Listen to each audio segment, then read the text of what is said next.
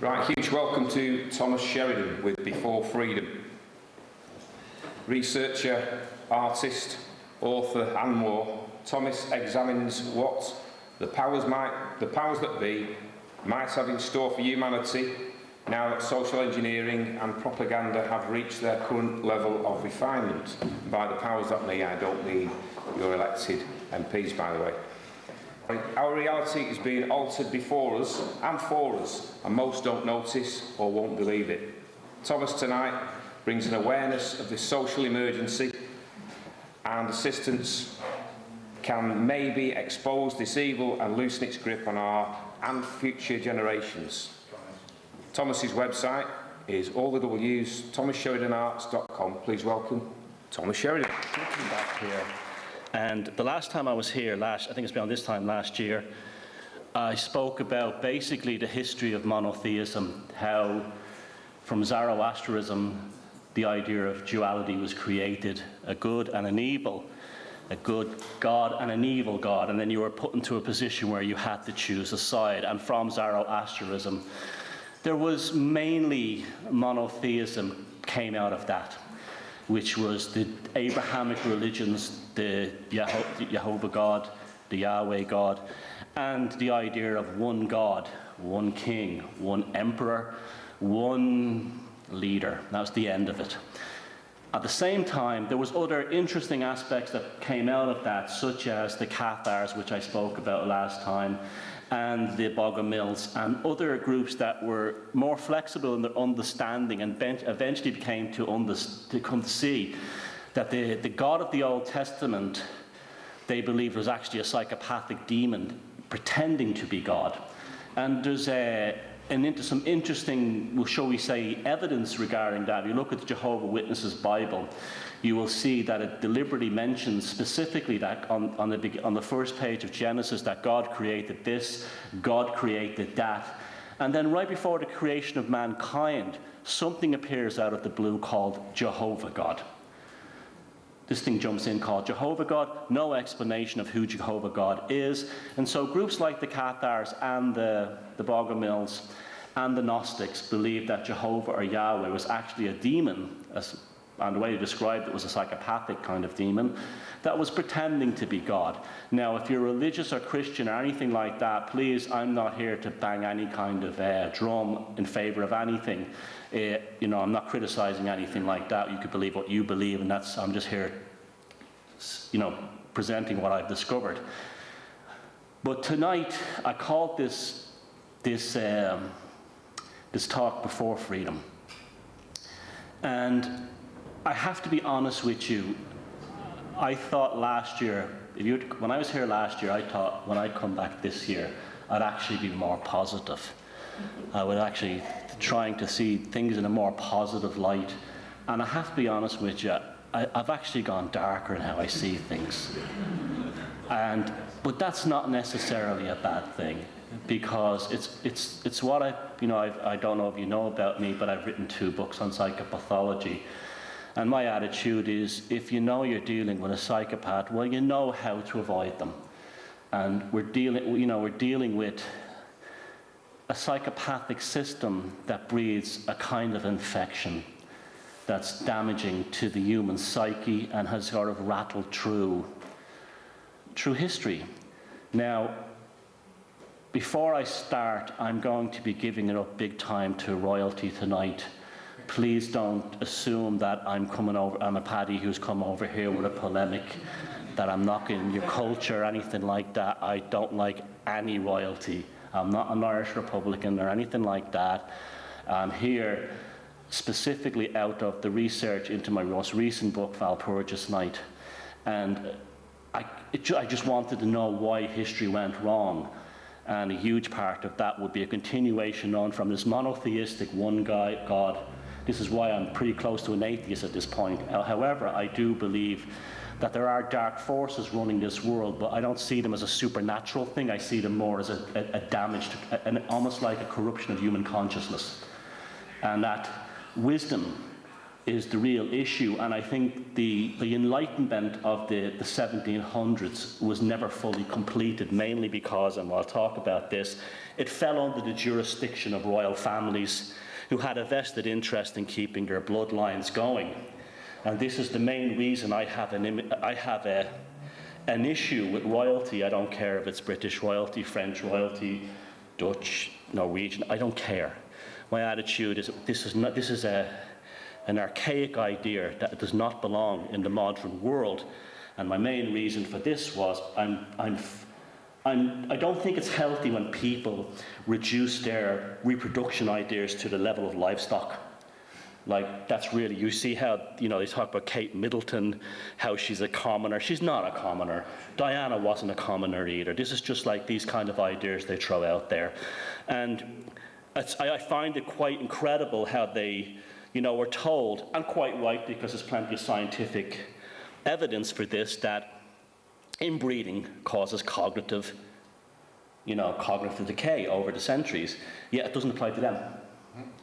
They're obsessed with bloodlines, they're obsessed with maintaining structures, and this is all very strange to me. I mean, I was thinking the other night, like the first time that, again, I'm not knocking the culture, the first time that Prince William had sex with Kate Middleton, when he said, "Who's your daddy?" that wasn't a rhetorical question. You have to know. And so this to me is a very strange way these people live, and I think they still have far too much power in the world, and I'm going to talk through this tonight. Another thing I'm quite upset about, and I don't care who hears about this in this movement, is this growing anti-Semitism. I think it's unhealthy. I think it degrades, yes, Zionism is a problem, big time. I don't like Israel, what the state of Israel stands for, but we have to remember, we have to maintain our humanity all the time. We cannot fall into certain traps. And again, I have to stress again, I'm not telling we should hate these people I'm going to bring up tonight. We should understand what's wrong with it, avoid it, and hopefully develop as a better people. Now, I called this Before Freedom, and it sounds very grandiose. I'm coming here to say the world will rise up, and it's all going to be free. Well, I'm sorry, but I'm here to tell you we're all shagged. Honestly, it's really the way things are going with transhumanism, the growth of religious fanaticism in the Middle East and elsewhere. But freedom is not to go down that road, and not to be dragged down that road, and to rise above that, to rise above what's thrown at you. Just because transhumanism, just because religious sectarianism, just because the food has no nutritional value in it, and everything else, we avoid it.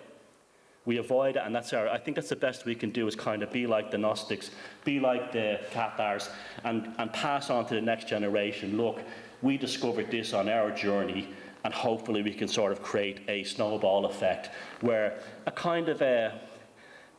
I would say a group of survivors were inside the human race who hold the old knowledge inside us. And I think, whatever this thing is called, the truth movement or whatever, the alternative movement, we should really see ourselves as kind of like repositories of old knowledge, almost like we're the ones who are carrying it through for the others. Because it almost all fell apart and died before this movement started. It was like, we have such an enormous advantage because of the internet over our parents and over our grandparents, just because we had access to the internet, and that allowed us access to books that we didn't know about, obscure books and things like that, and obscure writers, and we could meet at places like this. So I'm hopeful for the future for anyone who wants it. I don't believe in victimhood as so much. My attitude is that you're either a victim or you're someone who's refusing to be hit anymore. And that's how I think we should apply our relationship with the control structure. So, as I said, I've written a recent book called Valpurgis Night Volume 1, and I'll talk about it a little bit later on. But it's an ongoing project. There'll be 3 other books in the works, maybe even more at this point. But I've been having to step back and sort of take almost an anthropological view of societies in the West and of people. And I was looking at the idea of a fracturing and a revolution. You often hear that in the United Kingdom they never had a revolution. It was never like a French Revolution. There was never like an overthrow of the government and the creation of a republic. However, there was a revolution here, but it didn't happen. And this has been another recurring theme for tonight, that revolution doesn't necessarily come with loud bangs. You know, it can be a very subtle and a cultural revolution. In 1956, the British government attempted, after Egypt had nationalised the Suez Canal, to invade Egypt along with France and Israel, in order to basically take back the Suez Canal. Now, it was described at the time in the House of Commons as an act of disastrous folly, whose tragic consequences we shall regret for all years. Yes, all of us will regret it, because it will have done irreparable damage and harm to our prestige and reputation of our country. We shall feel bound by every constitutional means at our disposal to oppose it. They weren't talking about the British people, they were talking about the British establishment, because something happened in 1956. Because of what they called the austerity years, or the stay-at-home generation, British people after World War II, the ones who were there at Dunkirk, the ones who were there in the Far East, the ones who were at D-Day, saw absolutely nothing to gain for it. I'm talking about the ordinary people who fought in the armies. When they came home, they got the NHS, and that was about it. Apart from that, they didn't see the spectacular growths in the economies that you had in places like the United States and Germany, the German miracle. It's, you know, and they were picking themselves, why isn't there a British miracle? We fought, you know, we were supposed to have won, and this kind of thing was going on. When this happened, there was a huge backlash. Draft cards were returned back, National Service draft cards were returned back with bollocks and things like that written on them. We're not going. And this was a terrifying thing for the establishment in this country. It was the first time in the history of the United, really, that ordinary people had said no. And this was also culturally very pivotal as well, because this was before rock and roll. You know, this was just on the point when things were socially changing. Young people were changing. Particularly the American idea of the teenager was starting to spill over into Europe. And people were just not going to go and die for a king or a queen like they were expected to in the past. There was a generation who said, forget about it. No. And also, there was a moral revulsion as well, in that people were better educated, was sitting at home saying, my grandfather fought at Dunkirk or whatever, and he came back as no money and 2 legs missing, and he had nothing to show for it.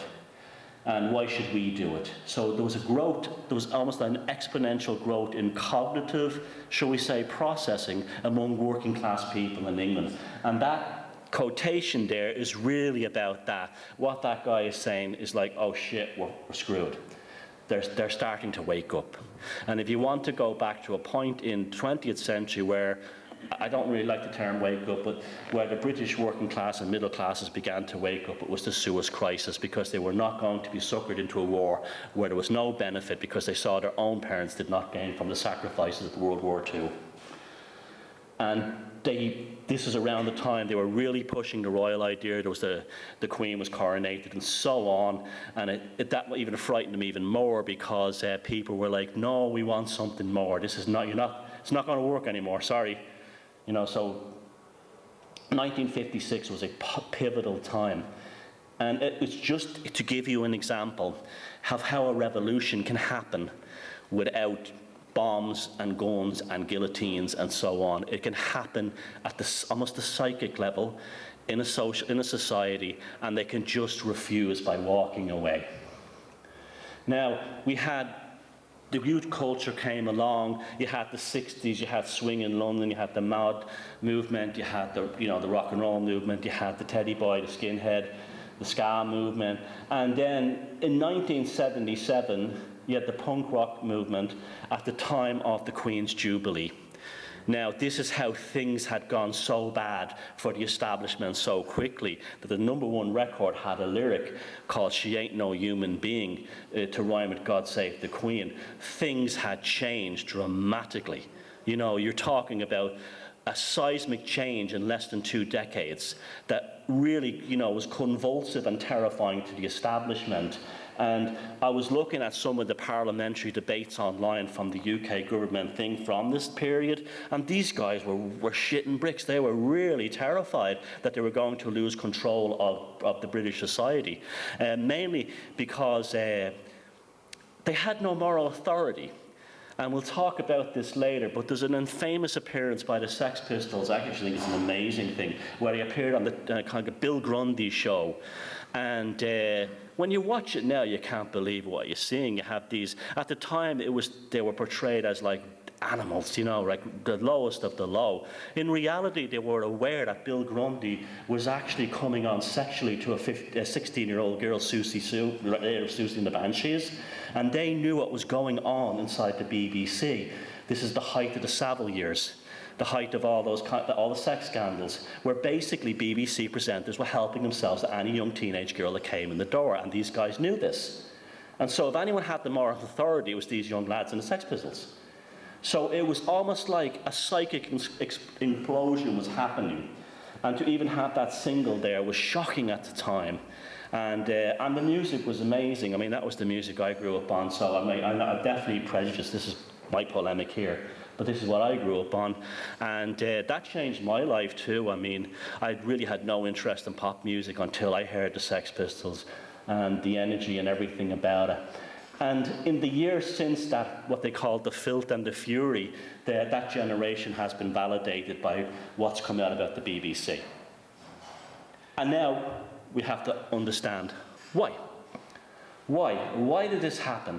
Why was there corruption? Because the human consciousness is a very interesting thing. You have two poles of cognitive functioning. You have your upper awareness, your five-sense awareness, where you move in society and you deal with people and you go through life and you process experiences. But there's another one there. It's your lower, it's your under, like, I won't call it lower because it's actually in some ways higher. It's your lower poles of cognitive functioning. I'm just using this as this is the term that's used. And that's your social awareness, your instinctual awareness. There's some very good research came out recently about the left and right hemispheres of the brain. It came out 2 years ago. It was in Nature magazine, where they said the human brain is not, it's asymmetrical. And in that, like, one lateral hemisphere is actually a different shape than the other, when in reality it should be identical, like your hands, your eyes, and everything else. And they've now, the latest theory on that is, and it's a good one, is that one hemisphere, your right hemisphere, processes spatial awareness, what's going on around you. And the other one is immediate awareness, the left. And they reckon the reason for that is, in Paleolithic and Neolithic times, if a caveman was was spearing a fish, he had to be aware there might be a bear or a saber-toothed tiger behind him. So, but that, we have not lost that instinct. We are still aware when we're being sold a crock of shit. I'm sorry, but you know what I mean? When you know, there was that fantastic line in The Outlaw, Josie Wales, "Don't piss down my back and tell me it's raining." You know, there's a lot of truth to that. You just, all your life, you'll have had those experiences like, no, I'm not falling for this. But it happens on a social level. If you look at the work of Carl Jung and the idea of the collective unconscious, it happens at a social level too. And that's what happened in this country between 1956 and 1977.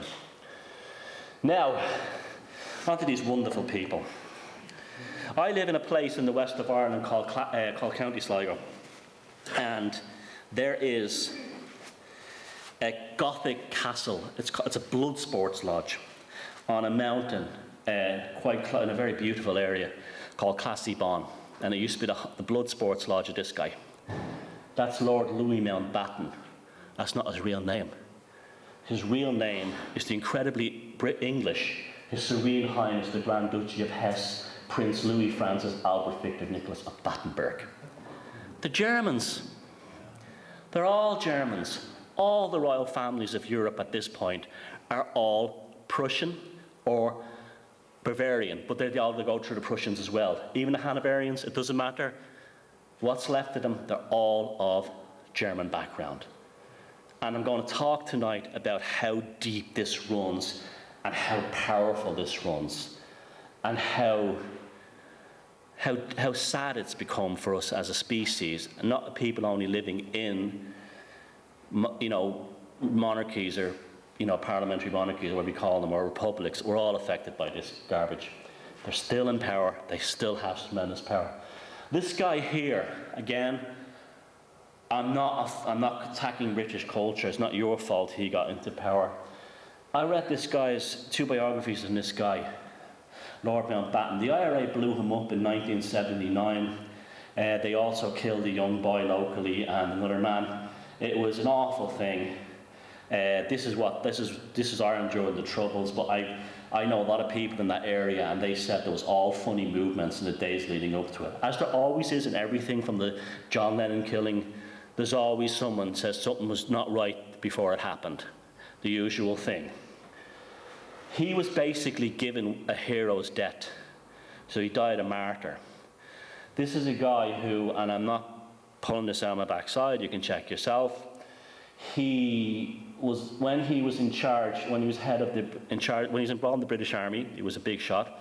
He was basically creating suicide missions, sending British and Canadian troops to places like Calais, were heavily defended by the Germans, and were suicide missions, and it was just wanted. There was no military objective. It was just purely to kill people.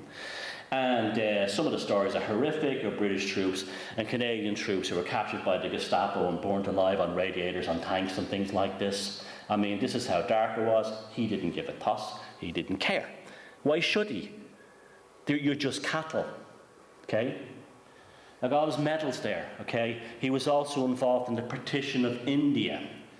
The original idea was Indian independence. Indian subcontinent is one thing. He was one of the things that wanted to split it up into Pakistan, Muslim states, and Hindu states, and it caused enormous misery. One of the things that was put forward would be the creation of the Punjab as a kind of a neutral enclave, and that may have saved hundreds of thousands of lives. He wouldn't have it. He always made his mind up. And now, I bet none of you have heard this, and you can go check this online. He tried to overthrow the British government in the 1970s. He did not like Harold Wilson. He said Harold Wilson was a grubby little man, and the Labour government had to be taken out of power. And he was plotting to have a coup, I'm not kidding you, to overthrow, you can look up it, it's online, it's on everywhere, it's not hidden, overthrow a democratically elected British government around the 70s, again, because he didn't like the way British society was going, but they weren't worshipping people like him anymore. And it was only because he was told that technically it was treason that he didn't do it. But he was planning a coup of a democratically elected government because he didn't personally like them. I'm going to tell you, he wasn't a nice man. Well, it gets darker. There was a place in Belfast called the Kincor's Boys' Home, and it was discovered through the Irish and British police that young teenage boys were being smuggled over the border as basically rent boys. They were going to his house, Classy Bon, during the summer months. And there was a network of Orangemen and Freemasons. Again, I don't take sides in Ireland. I'm completely neutral. I have no time for either one of them. But it was all busted open, and it's there for anyone to explore. And it was all an elite, aristocratic little boys' ring, that they like little boys. And he was knee-deep in it. And this is one of the conspiracies. I'm not going to say I believe this, but I've heard is that the Irish police were about to arrest him for having young boys. And that's one of the reasons it was all decided. We give him a hero's death. He's an old man now.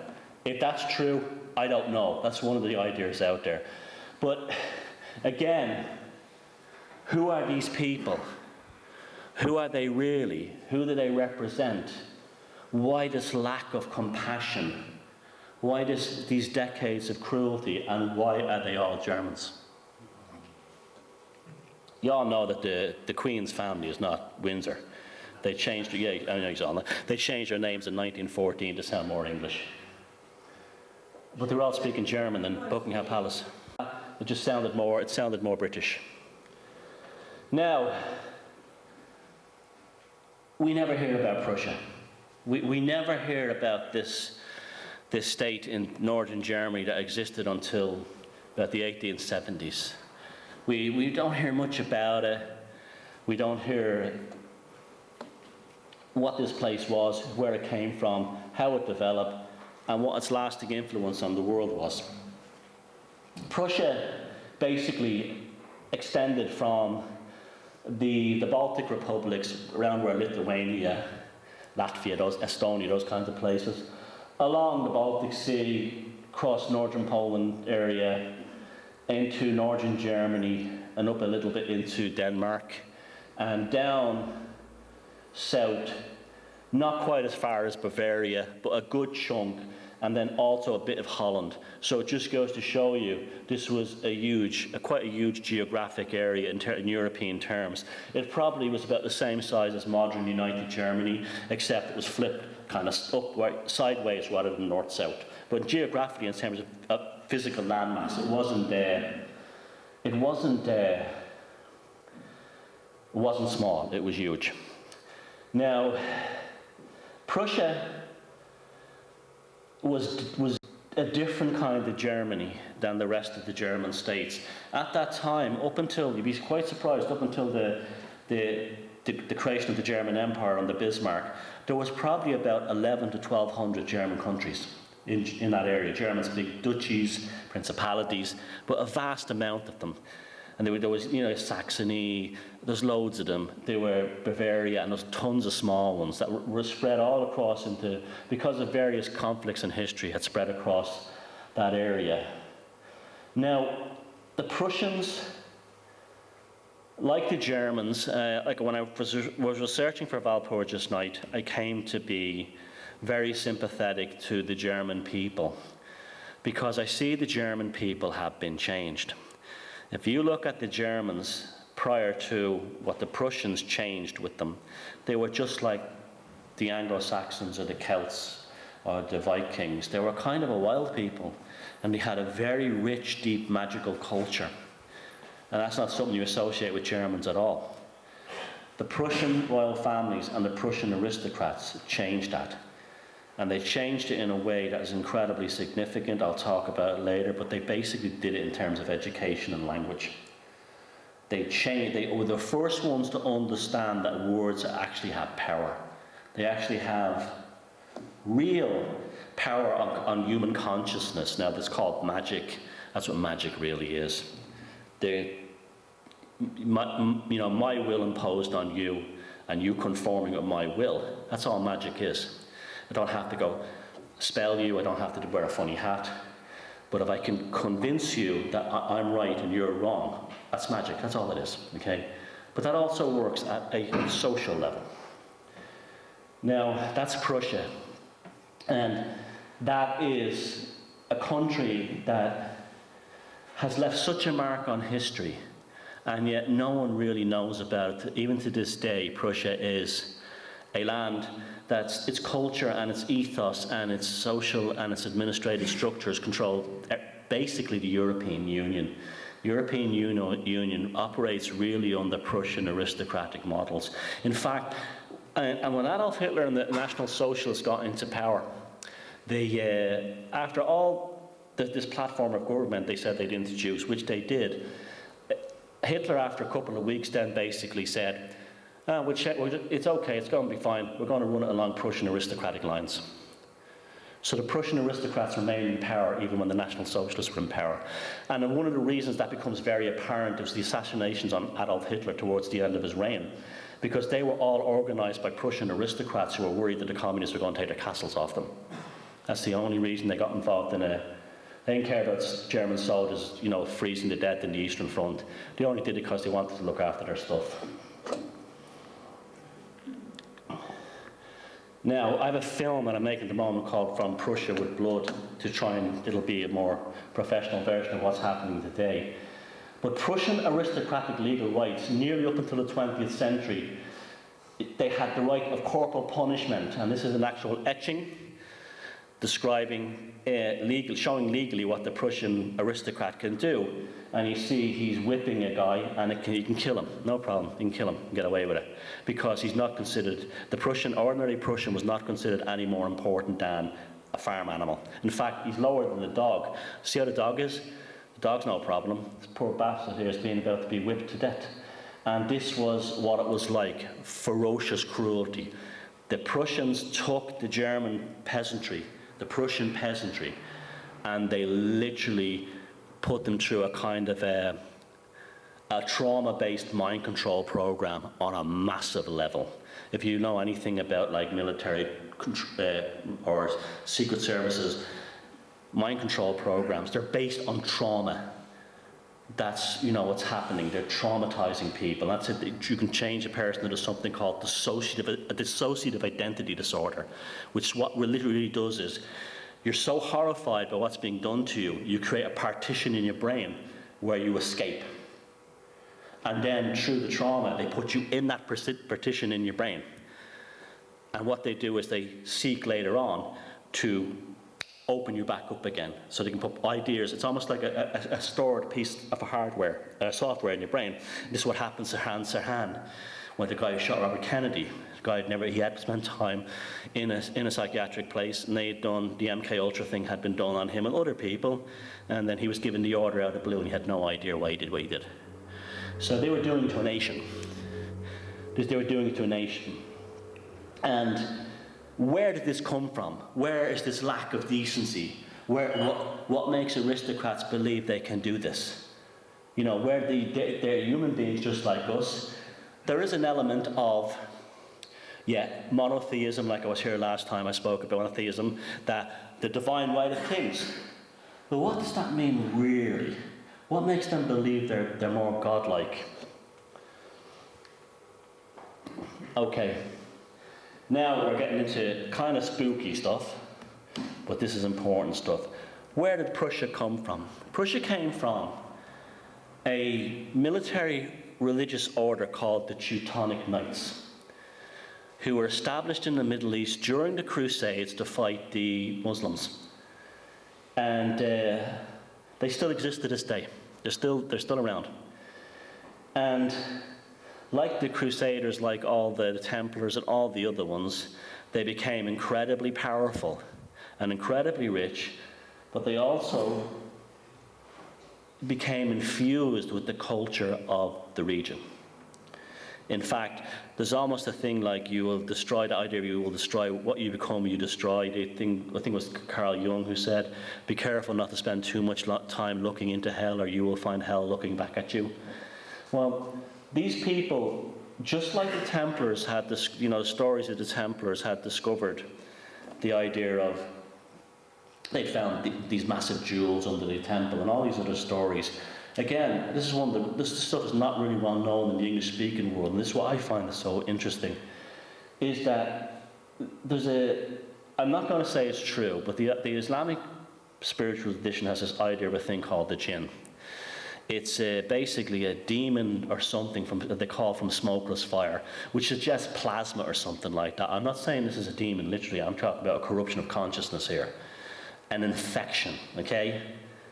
And these guys, if you look at European royalty prior to this, you didn't really have the same idea of aristocrats being more godly than the people. In fact, in many instances, they fought alongside with their people. Harold at the Battle of Hastings, etc. All through history up until that point, often the king was on the field with the lads at the front. It doesn't matter if they were Anglo-Saxons, Saxons, Gaels, Picts, Vikings. He was nearly always there, and he was willing to die alongside them. That stopped when these guys came back from the Middle East, and you suddenly had very different kind of kingdoms established. What they did was basically bring this kind of infection of the consciousness that already existed in the Middle East through this Abrahamic idea, this which really spills out of Babylon.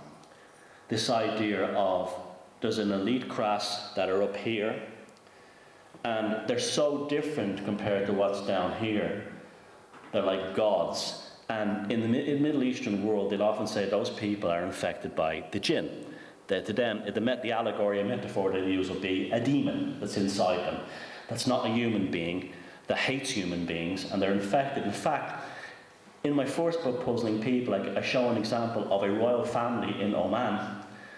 I'm sorry, is it Oman? It's one of the Arab oil states in the Gulf, where the actual royal family boasts about being descendants of the jinn. They don't hide it, they boast about it. And this is a wealthy Arab oil republic where something like 45% of the children are actually at starvation level. Even though they're fabulously wealthy with oil, they're all spending on palaces for themselves. And this is what these guys brought back from the Middle East. This infection. They brought it back. And when they landed in Europe, these guys basically they portray themselves as godly and kingly and noble and all. You know, we're the lads, you know, we're the one. But they were basically taking over countries like someone robbing land. And the people who lived there were just as much livestock as the animals that lived there. And here's Frederick the Great. I love that, the Great. See, this is when this all started. 1194 to 1250, invasion of Prussia and the consolidation of what I call the aristocratic infection. The Middle Eastern infection had come into Europe. And suddenly the aristocrats were very different than they had been. So it was in here now. Europe is different. And Prussia was where this all really started to consolidate. But it kept going, it kept showing up everywhere. And this is where the lack of compassion and lack of cruelty came out. This is like Prospero in The Masquerade of the Red Death, the Edgar Allan Poe play, short story, I'm sorry. This complete I don't care if the peasants are starving, I don't care.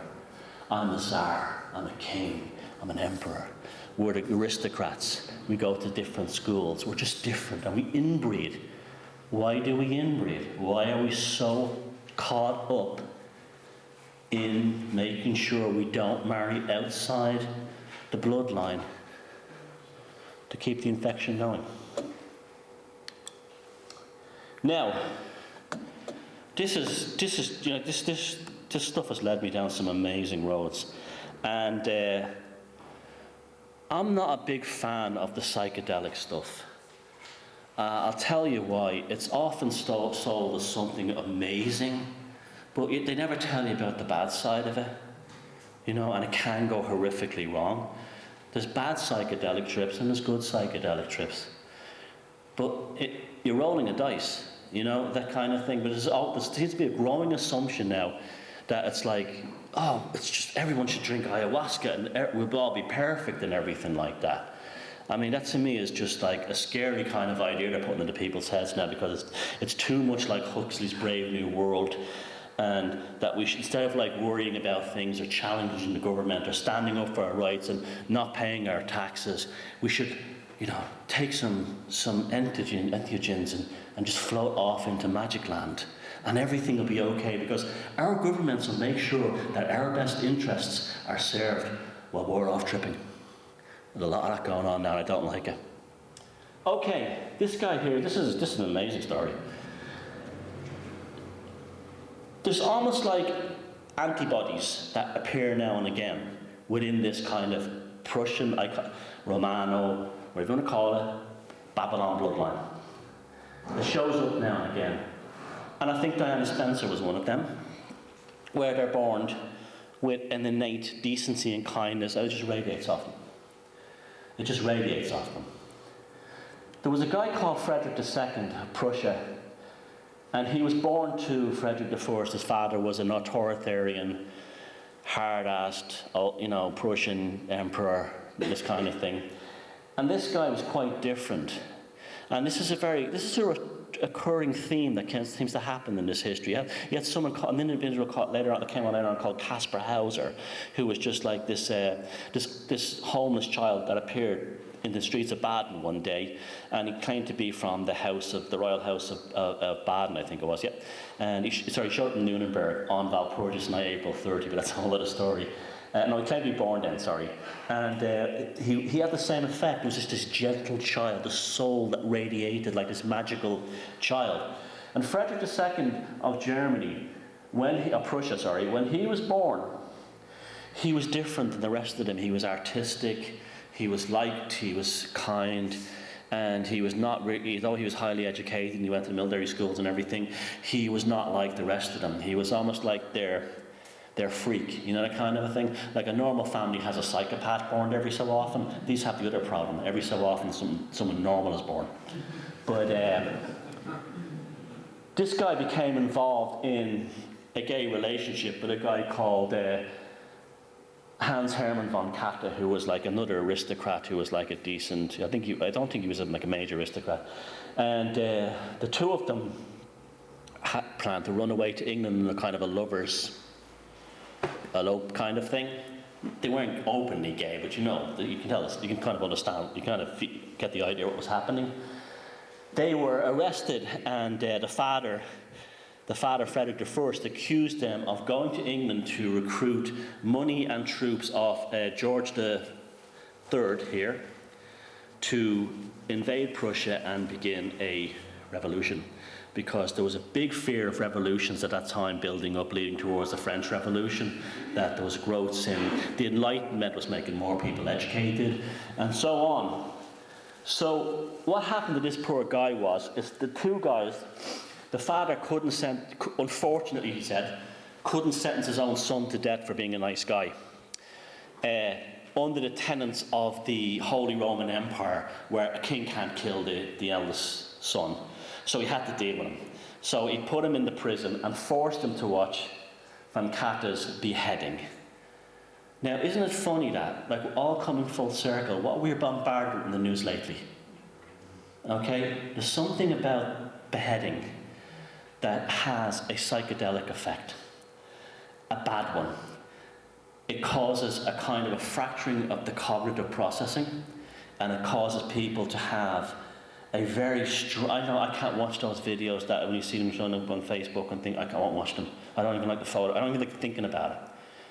But this is something they've known for a long time. This is why the Bourbons, and they had the executions in France during the Revolution, the guillotine was in public.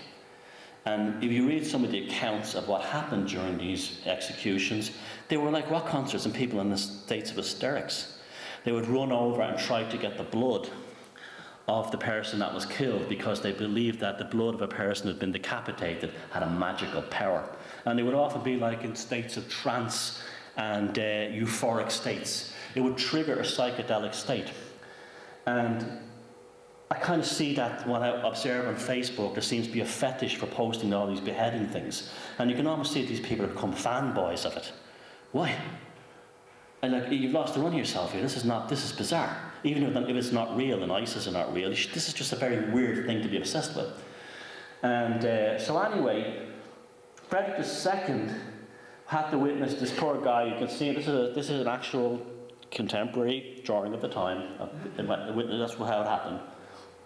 And he's begging to us, oh, I miss you, I can't live without you, blah, blah, blah, blah, blah. Von Katte down there, he's decapitated in front of him. And then something really creepy happens. Frederick falls into a trance, a psychedelic trance, where this just shows up all through history. This leader, or this religious leader, who has a psychedelic experience and then comes out as somebody else. And this is what happened to him. And he during this descriptions of his psychedelic experience in the prison cell, he's talking about seeing the ghost of him, demons, all these kinds of things. And then he has other visions of what's going to happen with Germany in the future. And then when this guy comes out, it's almost like, again, trauma-based mind control thing. A completely new personality has been put inside Frederick II. And he's even more hardcore than his father. He's even more intense. And he becomes one of the most influential and powerful leaders in history, and yet so many of us in the English-speaking world have never heard of him. He began a revolution within Prussia that spread throughout Germany of everything from agriculture, new forms of military warfare, education, as I said, and many other things, diplomacy, industry, all as a result of this negative psychedelic experience he had.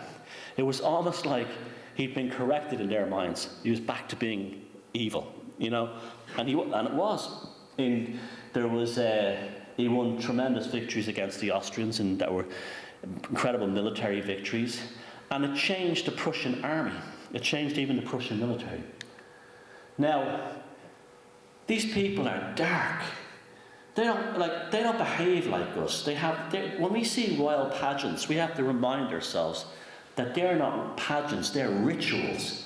They're a ritual of a kind of a nobility cult. That's the way you have to look at them. They're rituals, okay?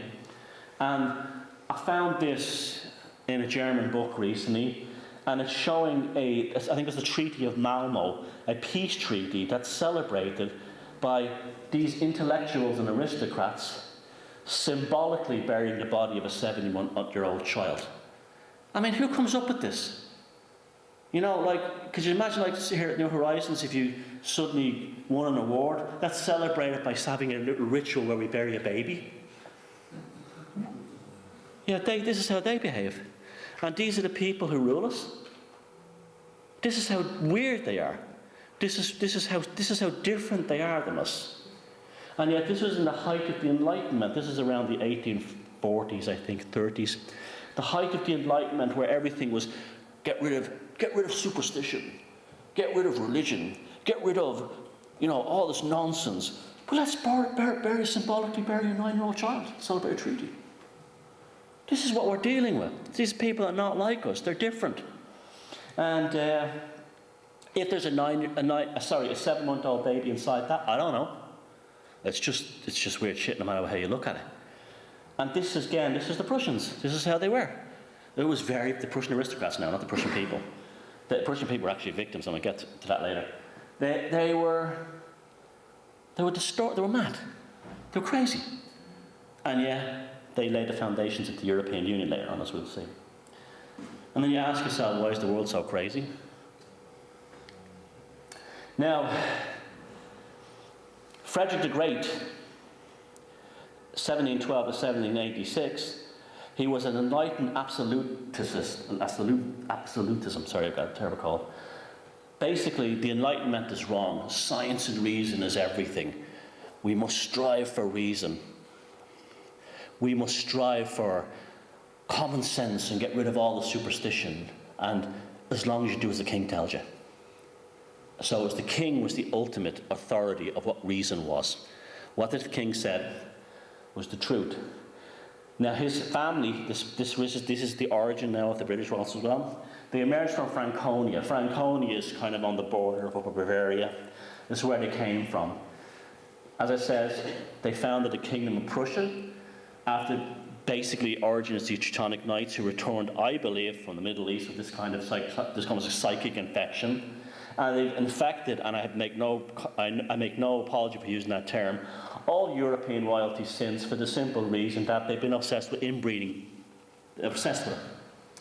Now, the Prussian military had been so badly treated, and you're talking about people who have been so downtrodden, and it's the regular Prussian people, who I showed you the photograph earlier on where the aristocrat could beat them to death if he felt like it, that in the Prussian army, at that time, as this period was developing, a Prussian infantryman was more likely to be murdered by a Prussian officer than he was by the enemy. That was, they were just killing, your battalion messed up, hang them all, this kind of thing. And this kind of dark cruelty kind of spread within the military orders there, and that's where you get the Hessian Guards. They were basically the Rothschild private army coming out of the princes of Frankfurt, again German, and the Hessian Guards had that same viciousness that was unheard of in the American Civil War, fighting on the side of the British. Even though they were German mercenaries, they weren't actually British, but they were fighting on the side of the British. They used the acts of cruelty towards the American prisoners were unheard of. They would kill everybody. They captured them. They were also heavily involved in the 1798 Irish Rebellion, and when the United Irishmen lost, and the British and the Hessians won, they would have competitions such as hanging people, how many you could hang. And you had human gallows who would lift up 2 prisoners like this, big 6-foot fellas, and that's the kind of thing that, this is not normal behaviour. This is what I'm trying to say to you. This is how dark it is. And I'm sorry to hit you with this. I know it sounds very negative now, but we will get somewhere better. But I'm just going to show you that, you know, it's just like the whole thing. You know, Carl Jung says we don't imagine beings of light by looking at airy-fairy things, but we're making the darkness conscious. And then when you know when the darkness is conscious, then you know where the good stuff is that you can help you. Same reason with the psychopath stuff. If you know who's a psychopath in your job, if it's your boss, you know how to avoid them and get with the decent people. So this is part 1. So we're going to have a break now. That's the intro so far. I hope you've learned some stuff so far about this place called Prussia, which has left an enormous heritage, shall we say, and not a very good one on the world. But we can still, the fact that we know about them is the fact that we will transcend them. And that's what we'll be talking about in the second half. So we're going to have a break now. So thank you very much.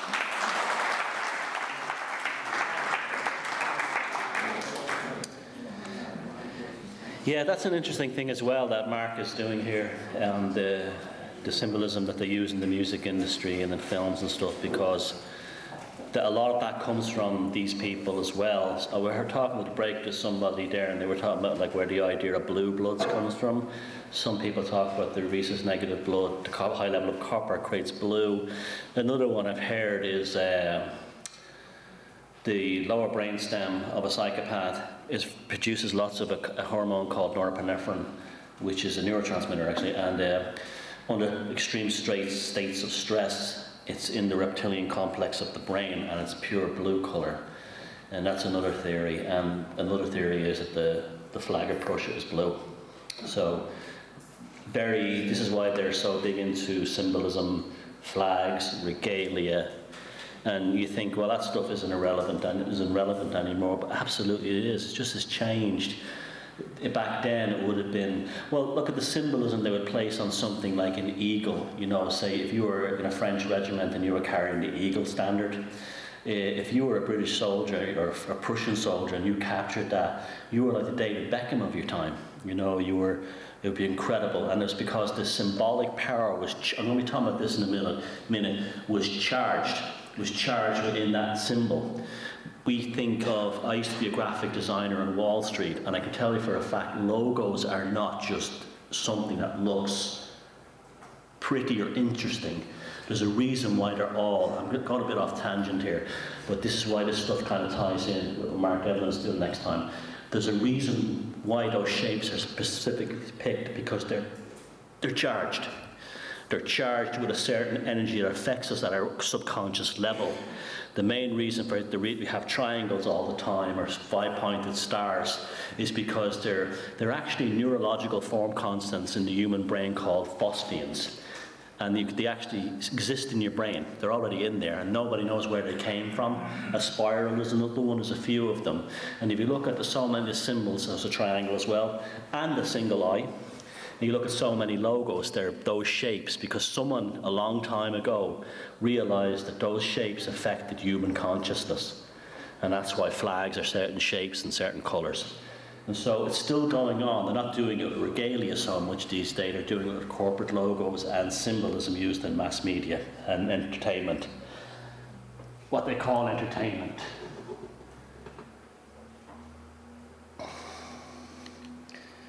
Okay. This is 2014. It's the 200th anniversary of the Treaty of Paris, May 30th, 1814. It was the end of the war between France and the Sixth Coalition. The Sixth Coalition was the countries that were made up of fighting Napoleon, and that included Prussia and Great Britain. This happened after the Battle of Waterloo. Now, a lot of this came from the fact that the French Revolution, to a great extent, was kind of a good idea, because there was genuine republican ideas that the monarchies were finished and the monarchies were over and we shouldn't have monarchies anymore, we should have republics. And Prussia went into decline during this period because all their crap wasn't working for them, treating their peasants terribly, treating their soldiers in the military terribly, while next door to them was France, which was a very confident, growing nation that was after the revolution, particularly Napoleon. You never hear about how Napoleon revolutionized, in the true sense, France, with massive construction projects, roads. I mean, one of the reasons the English painter William Turner was able to get to Europe was because of all the roads that Napoleon, and all the transport infrastructure that Napoleon developed, bridges and everything. And so these people, when Waterloo ended, all those French who fought for the revolution were all discarded in an instant, because the Bourbon monarchy, the ones of Marie Antoinette and Louis V and XIV, were all reinstated. So the French Revolution was for nothing. All the royals were put back in. This was the main agenda on the table. Let's get the king back. Again, this is the priority they put in their bloodlines and in their royal titles. Now, but they learn things. Like all psychopathic systems, they learn things. When things go wrong, they destroy it, but they say, how can we do so it never happens again? And so the Treaty of Paris in 1814 opened up the way for well, Switzerland did exist, but it was a very different kind of place. It was really the unification of Switzerland, and later on the creation of Belgium. Now, these were sort of like business countries for the royals. The royals so much weren't openly running the money in their own countries. Now they shipped all their banks and all their administrative structures to these countries. When you think of Belgium, what do you think of? European Union. The country's only 180 years old or something. What else do you think of Belgium? NATO. Switzerland, head of the United Nations. World Bank, no, yeah. Geneva, these places are all big administrative centres. This is where they decided that if we took our money out of our country and our extravagant wealth and put them into places like Switzerland and Belgium and all our power, we won't look so much like the monsters that have it all. But they still have it all because they own the banks in these countries. Very devious, very sneaky, very tricky. And so that's really, and you know, Switzerland is like, people think that Switzerland, you know, chocolates and cuckoo clocks, you know, it's the harmless 500 years of neutrality. Well, there's a reason for that. They don't have a lot of money in there to get damaged. This is why it was never any problem. Switzerland is a dark, dark country behind the scene. Nestle tries to put itself across the happy chocolate company, you know. Meanwhile, the head of Nestle says that water isn't a human right. That's this lot again. Switzerland is where all the Templars' gold went. You hear all those romantic stories about the Templars taking the gold to Rennes Chateau and up to Scotland and all this. No, it just went to Switzerland and it became banks. But they create all these romantic stories for people to go, oh, it's in Roslin Castle. No, it's not. It's in Zurich in a big bank lot, and it's all the same families own it. So, open up the way for the creation of Belgium and Switzerland as administrative centres of aristocratic business, transnational and mercantile activities outside the framework of the royal decrees. By that time, the Holy Roman Empire had been abolished, more or less. Napoleon made a great comment about it. It wasn't holy, it wasn't Roman, and it certainly wasn't. No, it wasn't Roman, it wasn't an empire, and it certainly wasn't holy. And the Romano-Prussian elite really is what's in power. I recently read a book by a guy called Paul de Rossa called The Vicars of Christ, The Dark Secrets of the Papacy. Very good book. You know it's a good book because it was trashed by all the Catholic magazines. And he shows that the Venetian and the Roman black nobility, these are an aristocratic families in Italy, can become cardinals or top-ranking bishops without having served a single day as a priest. They're the same bloodline back to Babylon through the Roman Empire. And 100 years after this, they have what they call the Great War, which we're now celebrating, the 100th anniversary of that. You see, they don't think the way we do.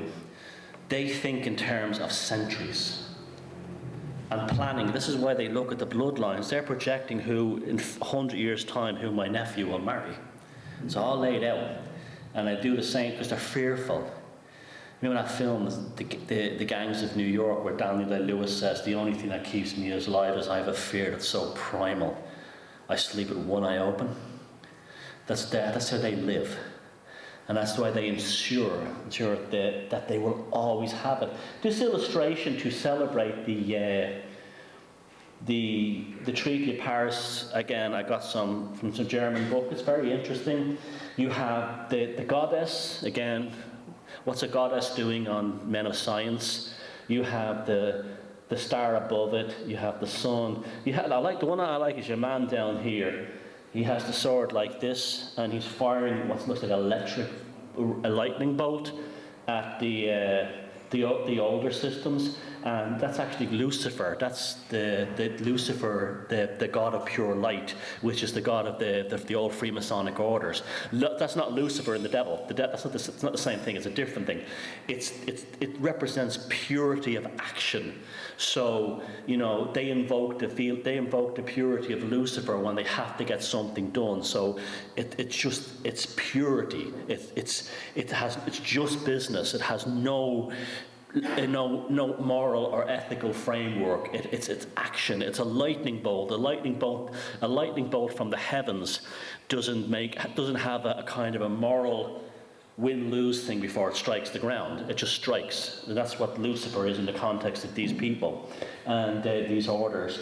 And very similar to, it really comes out of the Hindu god Indra, who cracks the cloud cliff with his hammer, and that's Thor, Gunnar, and Donner in the Nordic thing. And so it's very interesting. The same archetypes show up, but they show this. I was talking about the graphics earlier on. You see it's in a pyramidal form, the composition, and the eye at the top is basically what's above the goddess, the star there. So it's always the same archetypes, the same design, same graphics always show up. They'll just do it in the form of painting. And so that celebrated the Treaty of Paris.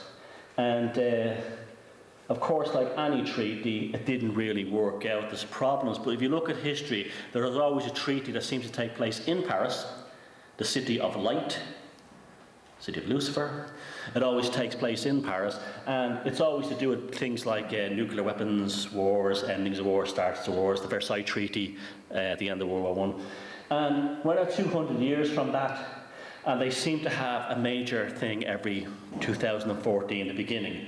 And I believe what's happening in the Middle East right now is basically with this, what I think sounds like a fictional organisation, this ISIS bunch, that they're trying to justify something big again. Probably a military engagement to justify the existence of the European Union. And again, this was the same thing.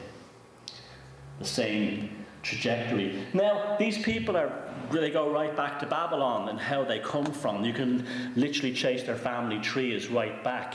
Very easily, I might add. It's surprisingly easy how George Bush can be very easily traced back to a relative of the Queen, and then right back to Macedonia, and then you're only a few generations away from Babylon.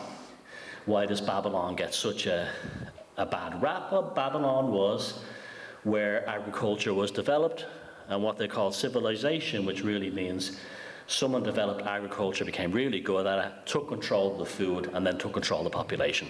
And that's why they're so romantic about Babylon, because it was when an elite class finally had the power over the poor through the food supply, the irrigation systems. You see, the Babylonians were tremendous engineers.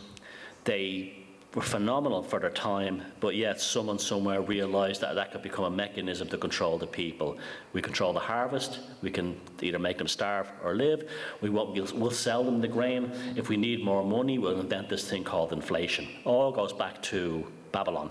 Now, the Babylonians were also a very dark, and like the elements of monotheism that came out of there and so on is very, very dark as well. And they believed in, basically, they were a demon-worshipping cult. I know that sounds, or culture. They didn't have gods, they had demons. They were literally they had demons like the Catholics had saints. And that's probably the origin of all this obsession with Catholic saints, it comes from the same idea.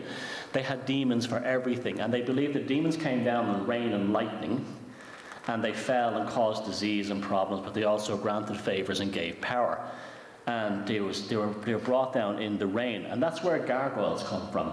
That's why gargoyles are on the great European cathedrals. That's why they look like grotesque monsters, because they were resembling what was existing in Babylon, in that part of the world. If you went back to Sumer, you would have seen very similar statues as what's on Cologne Cathedral, or any cathedral, an old cathedral on these islands.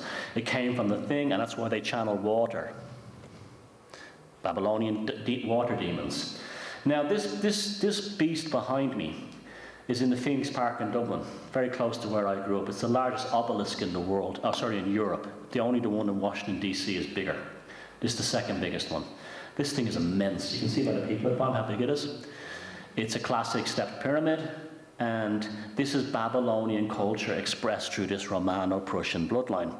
Because when I was a kid, I used to practice my football on that. I used to kick it up the steps, and when it bounced back down, and you could run and catch it and try. It was a great way of practicing the ball coming back at you from any angle. Right? And so you'll see at the central area there, just where you can see the top of the people, there's a frieze, a bronze sculpture. They're on all four sides, okay? And they're the scariest things you've ever seen. I used to be afraid. I used to be playing football there in the summer, kicking it up. And I used to swear those things were coming to life. They're big statues of battles, famous battles fought by the Duke of Wellington. The Duke of Wellington was actually Irish of that background, but that's where he was from. And they built this after Waterloo, after the Treaty of Paris, to celebrate their great military victories. Now, what's so creepy, I didn't notice as a child, apart from the fact that this thing has an energy to deliberately attract lightning, that's its purpose.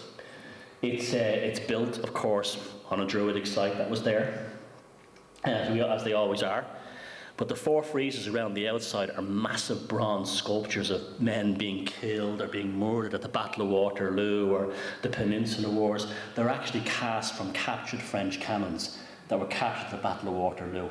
So they're and cannonballs. So they're infused at their kind of subatomic level with the death energy of that day.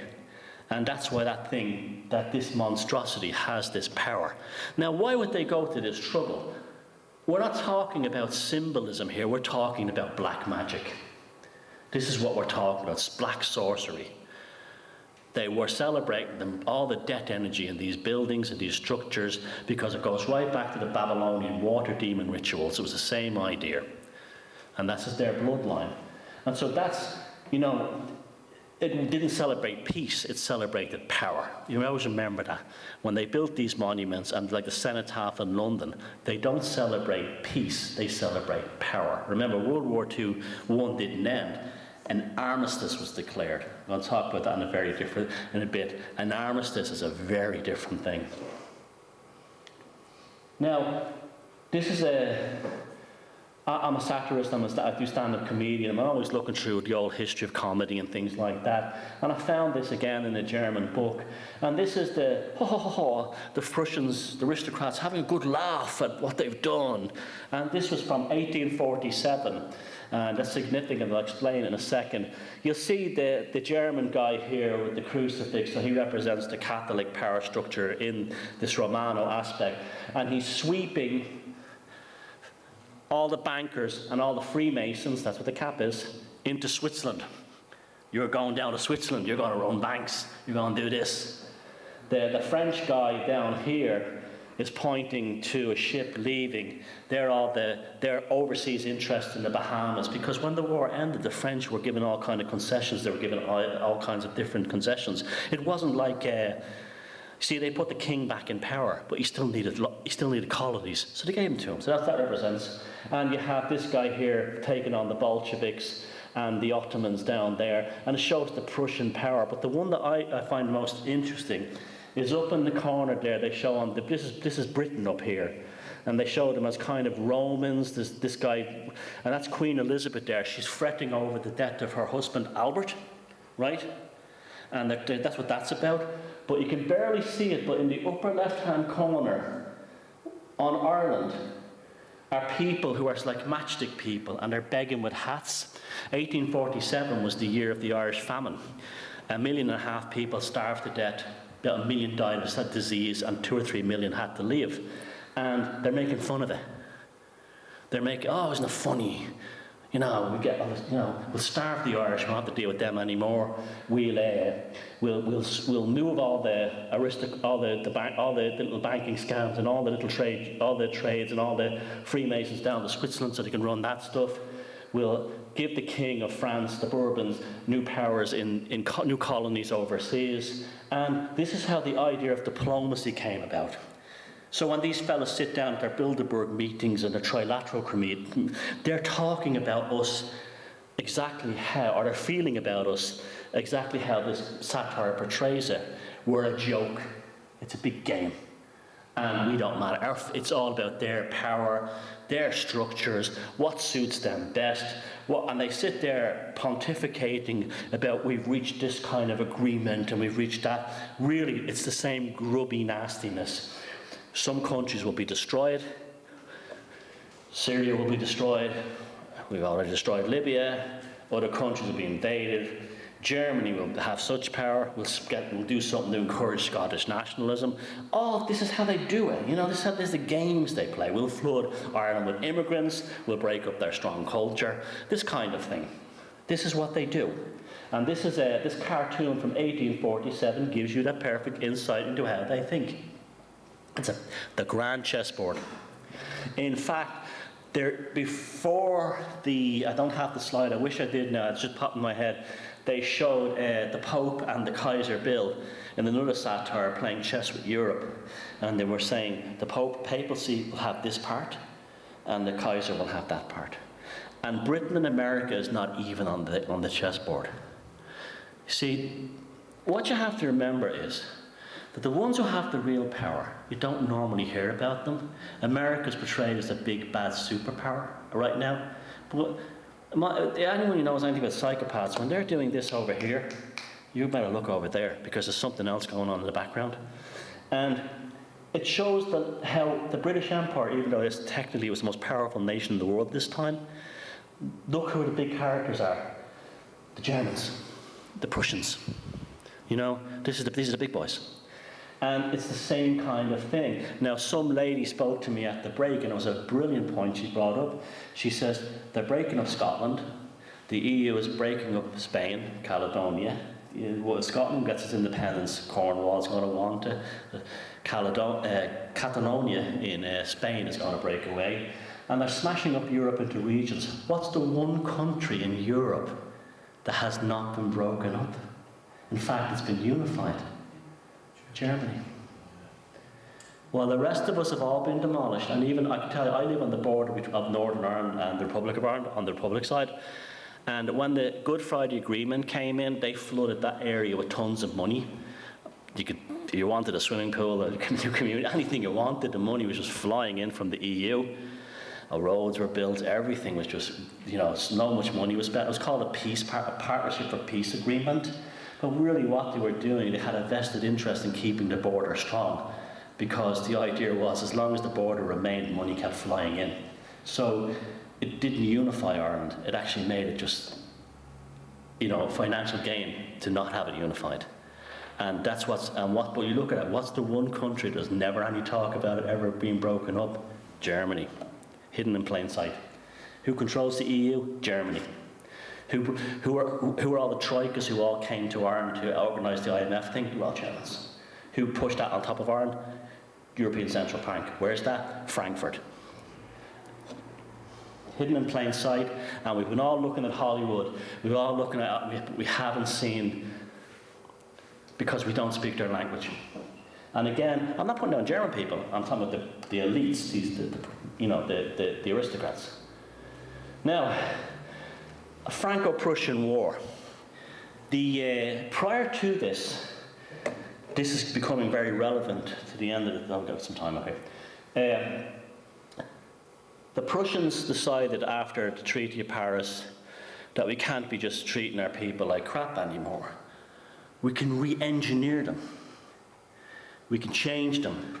And the process became education. And what they basically idea was, the Prussians said, we'd be better equipped for wars, industry, and everything else if we turn people into robots.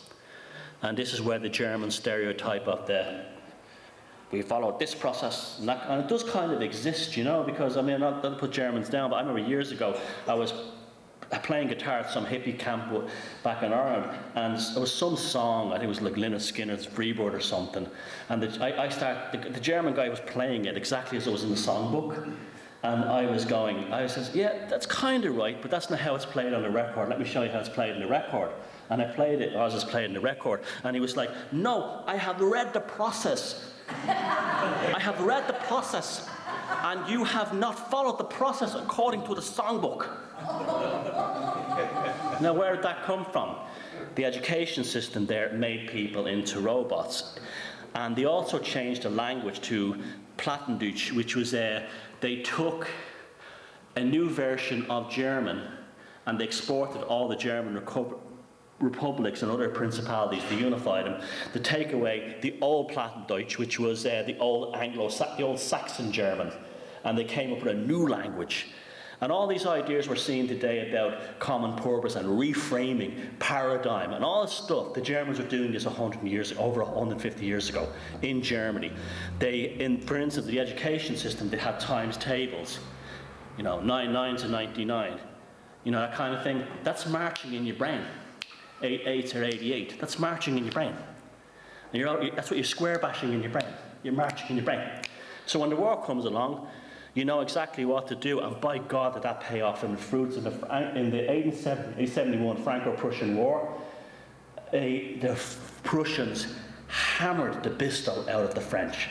I mean, it was an absolute decisive, massive military victory. And at the Battle of Sedan up here is an illustration of the German Kaiser riding through and all the dying Prussians going, oh, we won, that kind of thing. They even captured the French emperor. That's how big the military victory at Sedan was. And the French generals were amazed by the Prussian troops. They referred to them as machine men. We were not fighting men, we were fighting machines. And of course, instead of being disgusted by it, they say, how can we get a piece of that action? And that's how the Prussian education model was exported to every major country from that point on. Marching in the brain, robots. This is the birth of transhumanism, the replacement of human beings with machines. This is where it began, the Prussian education system. And the Prussians were phenomenally disciplined, drilled. They weren't fearless. If the officer says, walk into that artillery, you do it, because you must obey the orders. And that's when they changed the Germans to the modern Germans we know today. And again, but they still hankered back to Babylon. This is the Brandenburg Gate in Berlin. It's very Babylonian, very Romano looking, and they light up at lights, and they understood the idea of the torchless procession, the procession of Isis through Babylon. At night, the Babylonians discovered that the people were more hypnotized if the effigies were lit up by night by fire, and the Germans were doing that. That's it, after the celebrated Battle of Sedan. And what happened 100 years later, well, not 100, but 100 years later, was Nuremberg rallies, and that's where my work is bringing me now. And I've actually interviewed the nephew of the guy who was involved in the audio at the Nuremberg rallies, and they used to do things, put a low hum. They used to spend money on phenomenal audio systems, and then while the crowd of a couple of 100,000 was waiting, there'd be a hum, like that kind of thing, and it would slowly change in pitch, and people would become agitated, and then the Führer walks up, the hum would be switched off, and there'd be a release of adrenaline by the crowd. And this is still going on to this day. It's in pop music, they change pitches. This is where it comes from. The birth of transhumanism through the Prussian system. And we are so messed with, we have no idea. We are literally lab rats in a laboratory. It really is like that. And then 1914, George V of England said, find a good reason to go to war with Germany.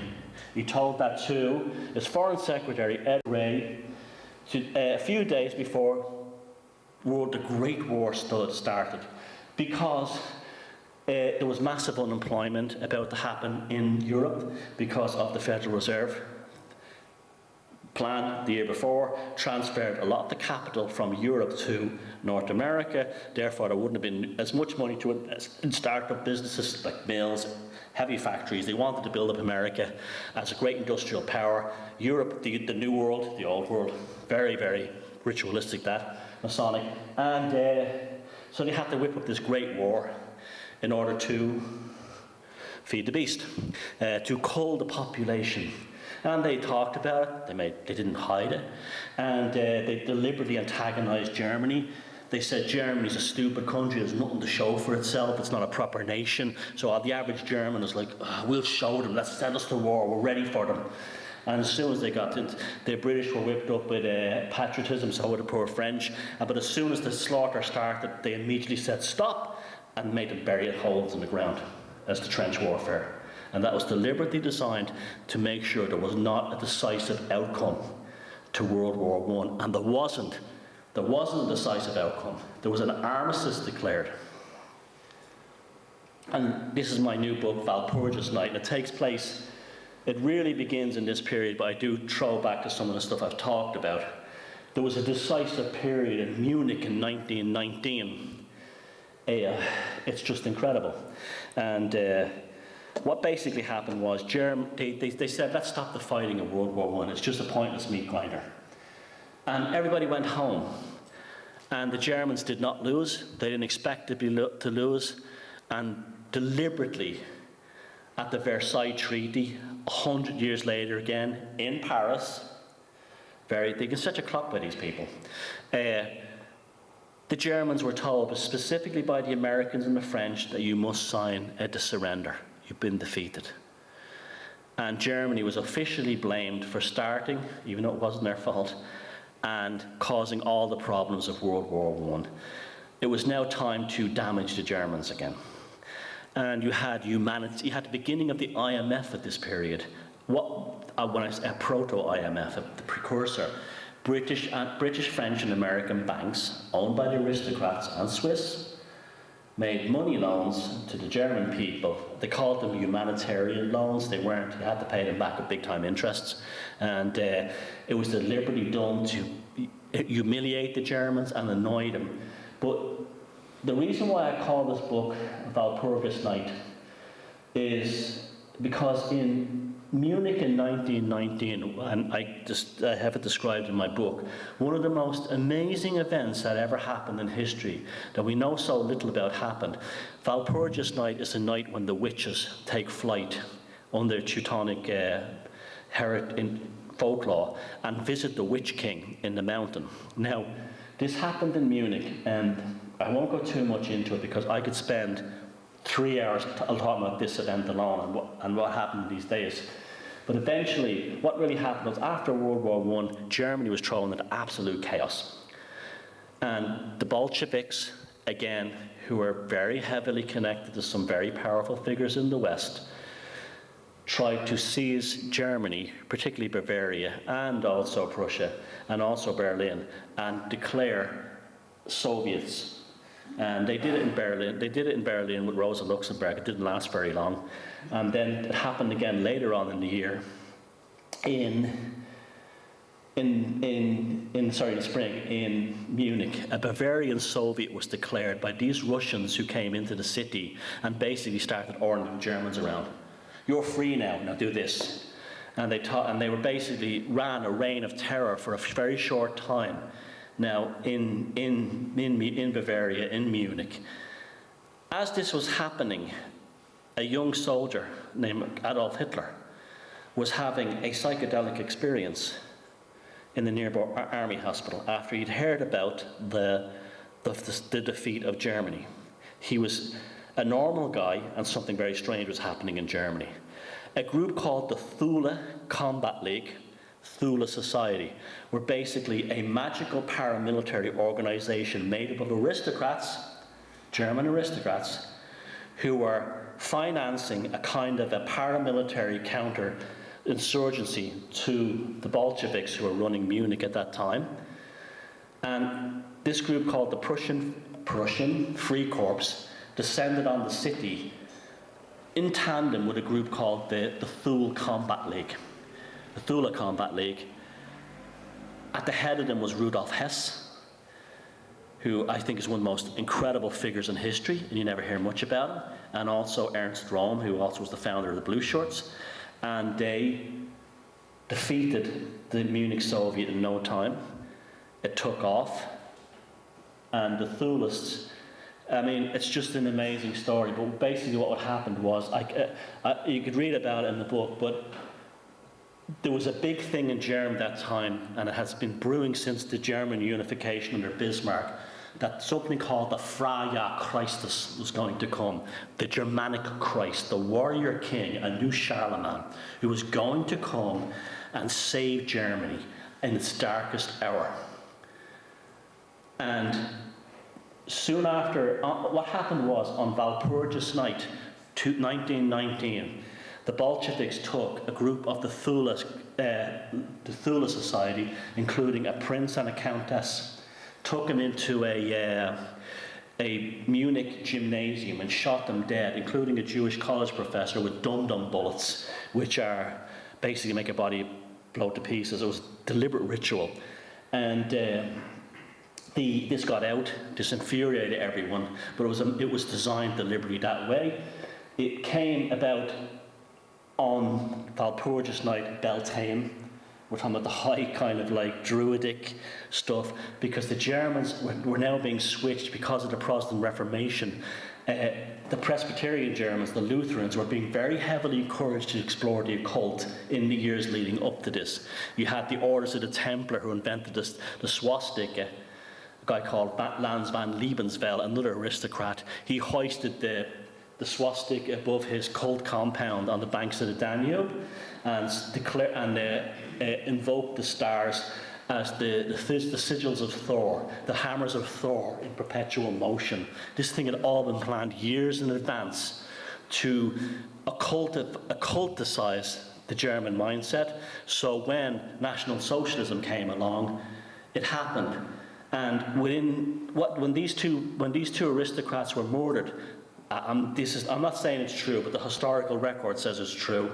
The Thulists had a seance in the Four Seasons Hotel, which was their operational headquarters in Munich, and the spirits of, in front of several witnesses, the spirits of the murdered countesses and the Prince Turn und Taxis appeared in the room, speaking Platten-Deutsch, the language of old Germany, saying that the Freie Christus was about to appear. A couple of days later, Adolf Hitler walked in the door, out of nowhere.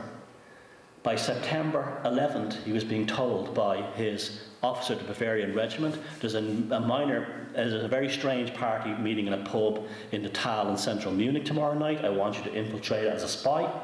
He walked in there, and the Adolf Hitler of history was born. Germany is a gigantic experimental lab, not just for National Socialism, but also for the Bolsheviks at that time, but also in the years afterwards, since our unification was done, and all the growth of these German radical groups in the 60s and 70s, like Baden-Meinhof.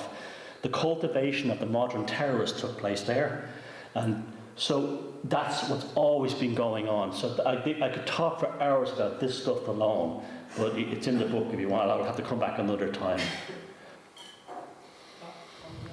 On the cover of the book, Yeah. top right, what is that symbol? Oh yeah, very good. That symbol is the SS rune of death. It means end of life, termination of existence. Does it look familiar? Put a circle around it. What do you have? The campaign for nuclear disarmament. Yep. Well spotted. They're just messing with us all the time. The Lords of Perception, that's when it changed in towards when mass media, radio, cinema and everything came along. They started to change us using culture, pop culture. And this is the world we face today. Jimmy Savile is just someone I can't believe actually existed. I have a video on my website, my YouTube channel, Thomas Sheridan Arts, called Jimmy Savile, the 666 Killer. I'm absolutely convinced that he was involved in at least one of the Yorkshire Ripper killings. Irene Richardson, she was a prostitute that was found dead at the back of his apartment on Soldiers Field in Leeds. At least one. And he definitely was a suspect at the time. He was definitely known to the South Yorkshire police, and it's a big story in itself, but he was also very closely connected to royalty. And this is another thing we have to look at. Serial killers back in the 70s were the Osama bin Laden of their day. They were the ISIS of their day. They were used to put people in a state of fear. If you read books like Deliver Us from Evil, which is a very apt title, by David A. Yallop, he was an investigative journalist on the ground during the Ripper days, he shows that the people in Yorkshire were living in a state of war. The same thing happened to the Son of Sam in New York around the same period. I lived in New York. I used to speak to women who were there as teenagers. They used to say they used to dress up as men so the Son of Sam wouldn't kill them. It all went back to the Process Church, a cult operating out of Yonkers in New York, and right back to the CIA. They were using serial killers in the 70s as social engineering devices. In fact, in Yorkshire, they would play the alleged tape, which it was not Jimmy Savile. I don't know who it is. I know it's been attributed to some other guy. But he was involved in it. He was there on the ground. Margaret Thatcher went up there after the murder of one woman, calling, I'm sick of hearing about these wretched women. The cops there, according to David Yallop, were deliberately throwing the investigation into absolute chaos to protect a second killer, or someone who was a very high profile and they didn't want to catch him. I've come to the conclusion it was Savile. If you go to my thomassheridanarts.com, you will see that I present quite good evidence for it. Now, that just shows you how dark we're dealing with. And this guy was also in with the royal family. Now, let me ask you a question. If you didn't know if you knew Jimmy Savile when you were a kid and you were an adult, would you allow him in your house? Would you want anything to do with him? He was creepy to me as a child. I can remember being afraid of him as a kid. And yet, the royals had him, and Margaret Thatcher had him staying at his house for something like 11 Christmases. And you wouldn't, if this guy was walking down the street and you didn't know him, he'd cross. And he was also quite big in Ireland, and he was very involved with a family called the Gouldings, who were aristocrats as well. They're a big chemical, they're a billionaire chemical, like wealthy family in Ireland. They make fertilizers and things like that, industrial chemicals. He was a guest at their house. He was a regular guest in the Irish Parliament buildings. He stayed in the Prime Minister's house at the time as a friend of the family. He went to Israel. He had influence over the Israeli government. He was a fixer. That thing of Jim, he was fixer for the elites. He was also involved, they would have these high profile, and it's been going on for years, of high profile celebrities who go around passing messages and stuff between them. It's considered safe. Jimmy Savile is a prime example of the kind of people that this infection doesn't seem to have a problem with, but the rest of us wouldn't go near them. And this is the kind of world they've landed us in. Like, when I say it's dark, you know, it is. And you look at, I mean, you have a royal baby that's now coming about, that's been used as a huge psyop. I mean, I don't watch TV, I don't have one, but like when I was in Sylvia's house watching the news there, and they were talking about the royal family, and I was like, why is this even important? Why is it spoken about? Because it's the same idea that these royal people are so important to you. The baby is going to save the world. It's just a child, but it's going to save the world. We have ISIS. ISIS, is it real? I don't know. I really don't. But again, it's some kind of beheading cult, similar to what happened with the Frederick II and Van Katte.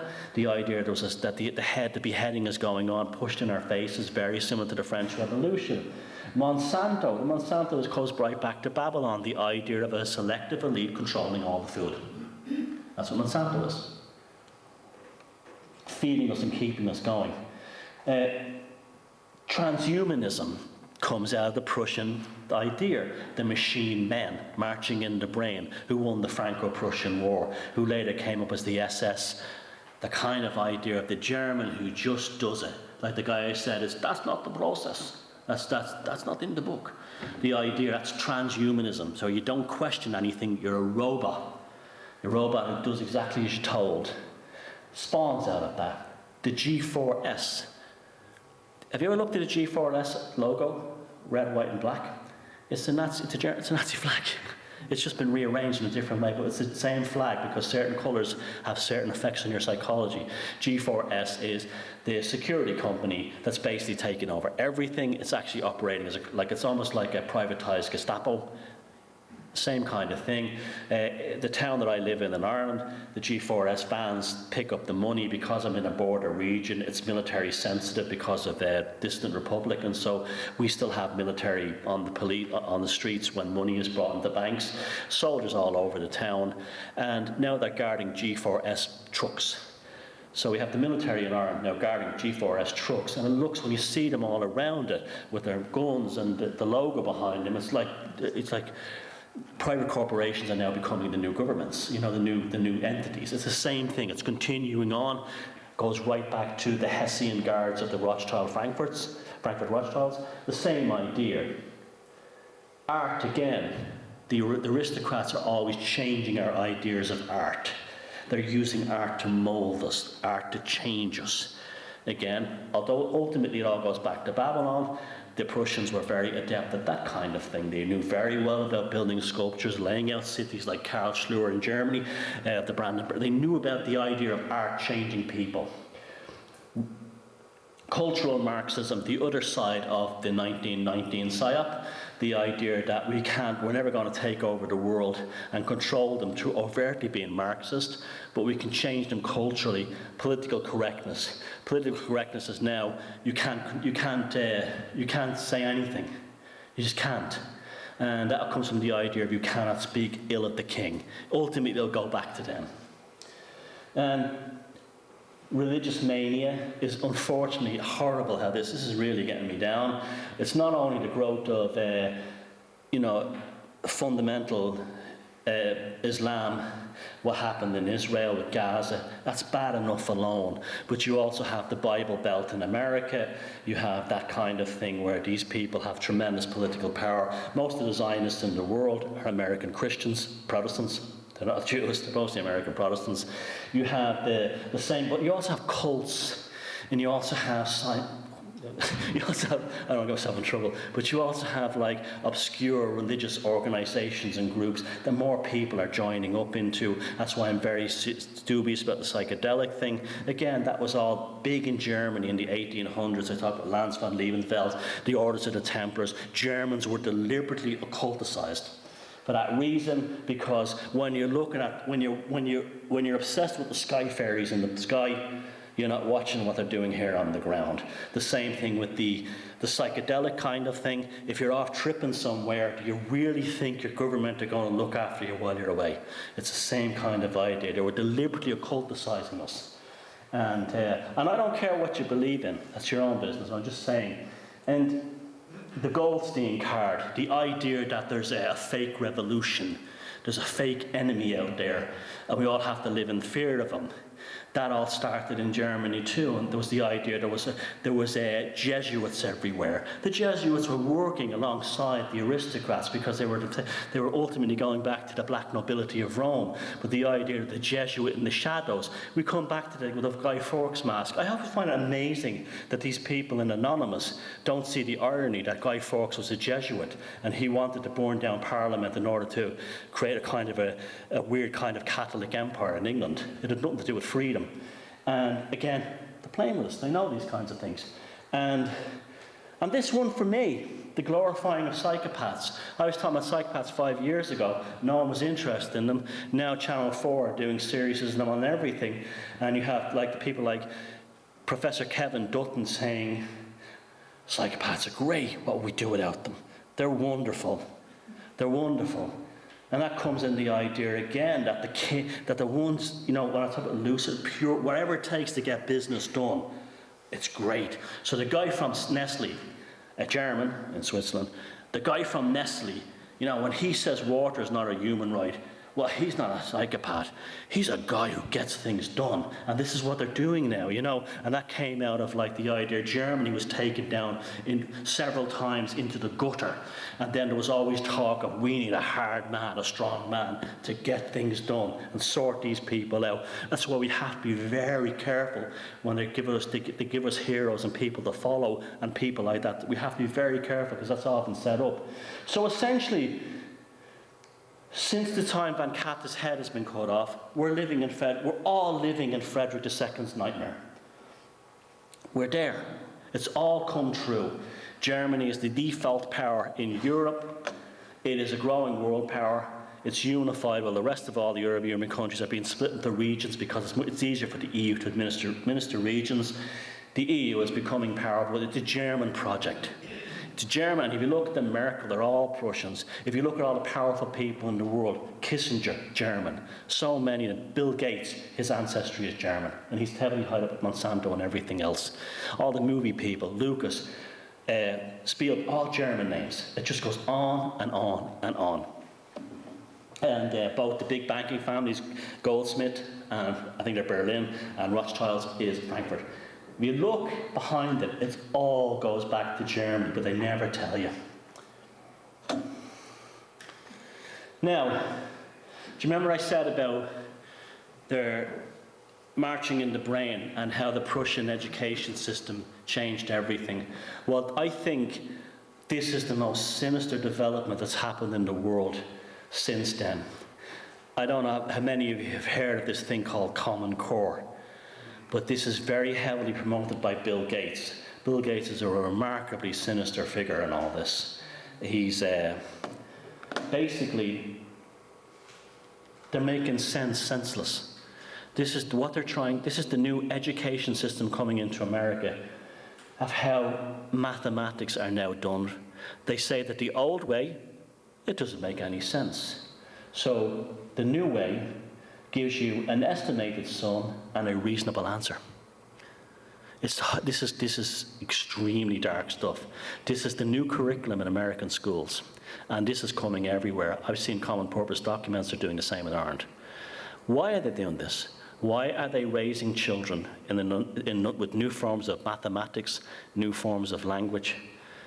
This is the roll of the dice. They're splitting the generations. So you'll have kids, by the time they're 12, will not be able to relate to their parents, and their parents won't be able to relate to them. They'll literally have a different neural and cognitive network because the school system has made them completely different, where the parents can't help them with their homework or anything like that. They're just getting people ready for a transhumanist future where you're basically a robot. And this is the parents will be left with tremendous frustration. I can't help my kid with this. And also to get rid of people in the schools, to drive out all good school teachers, and to make sure the only ones who stay in the schools are mindless robots who do exactly as the bureaucrats tell them. And all the decent school teachers who really care about the kids will just say to hell with it and throw their hands up in the air and walk out. This is so evil, folks. I want you to go home tonight and start studying Common Core and telling everyone about it, because it's coming here. It's coming everywhere. This is this split. This is not the first time it's happened. The first time it happened when they created the teenagers. The teenagers were deliberately created to create a split between them and their parents. Parents are all squares. They're authority. Don't trust the man. Don't trust your dad. Do what the man on TV tells you. Same again.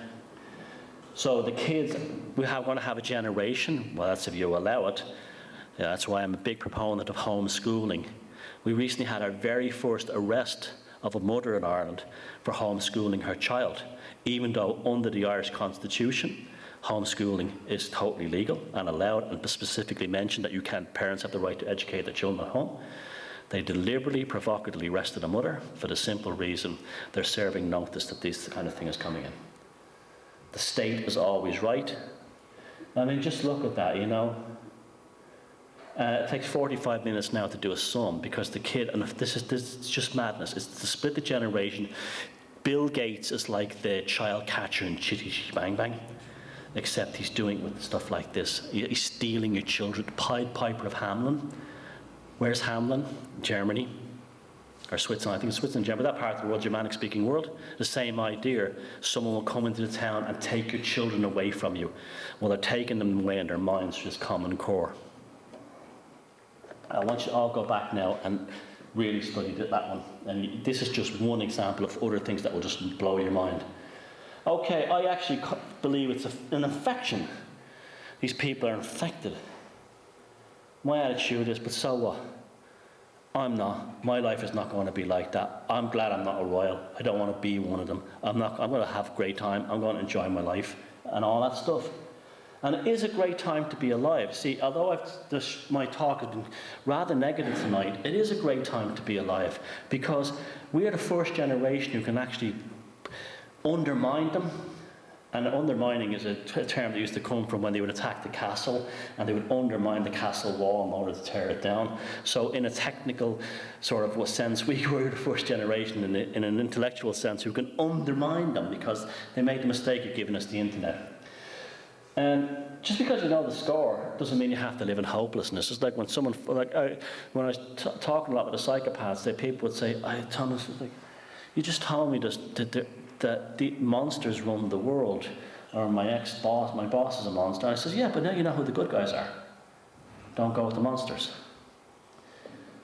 And watch the show, but don't get involved. I don't get emotionally involved in anything political. I learned that in Ireland growing up. I was nearly killed by a bomb when I was 10. And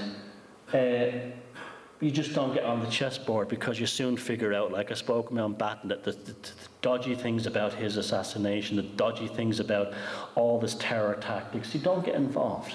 You observe it. You be in this world, but you're not of this world.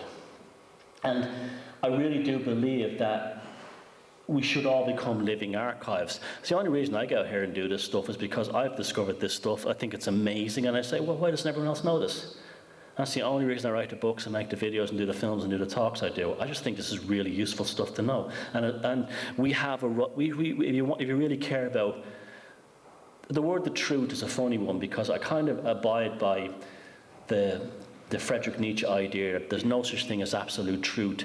There's only language, and all language is ultimately metaphor. And I think there's a lot of truth to that, but it's a good way to think about it. But it's like we should hold these things alive because one person's truth would be another person's lie. The aristocrats would probably just say, well, we know what's best for you lot.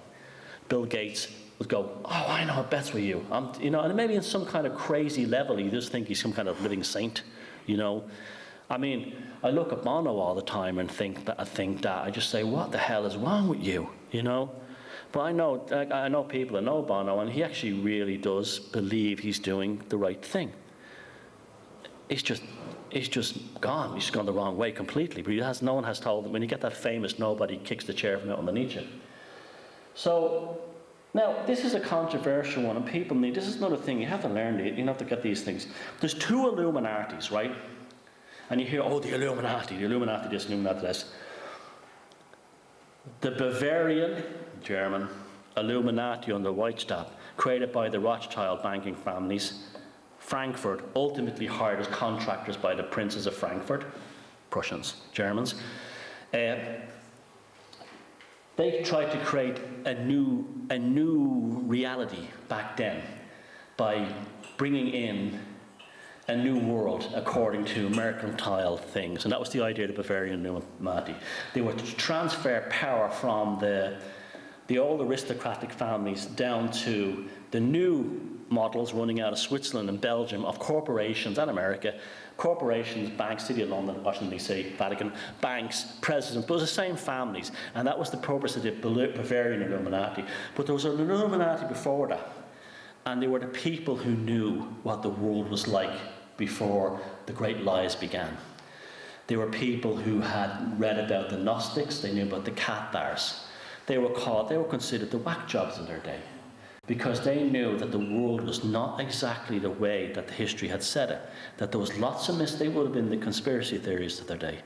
They were the ones, and they were whispered about in hushed tones, and they terrified the elites, They mostly existed in Spain and Italy. And this is one of the great tragedies of the Bavarian Illuminati, because a lot of them migrated to the original Freemasonic lodges in Vienna and Paris, particularly the Grand Orient. And these were Freemasons who wanted to keep the spirit of the old Illuminati alive, and the reason why the Bavarian Illuminati was invented was so they could infiltrate these lodges. You can look all this up and damage them. In fact, I have a very good book at home on the history of witchcraft, and it goes into a section on the Bavarian Illuminati out of this, and it talks about the horrific damage that was done by the Bavarian Illuminati in destroying the mystical tradition of Europe, the real one.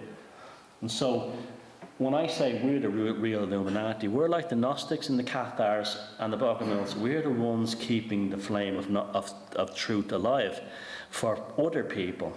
And that makes you, that doesn't mean you always are right or you're always are wrong, but you're always questioning the story, and you're carrying that inside you.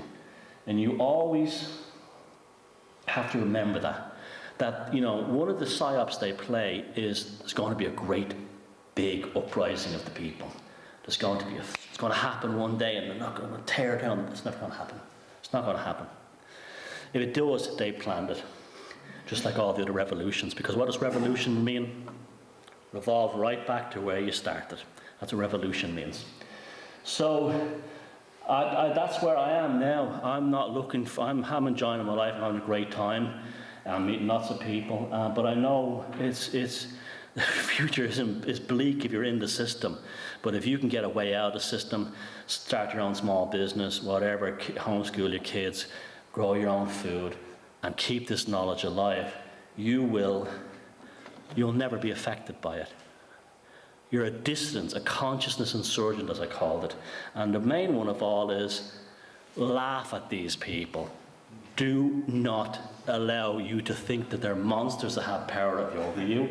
Satire, give it right back to them. Get pregnant for benefits. Outrageous unemployed couple have second baby at taxpayers' expense.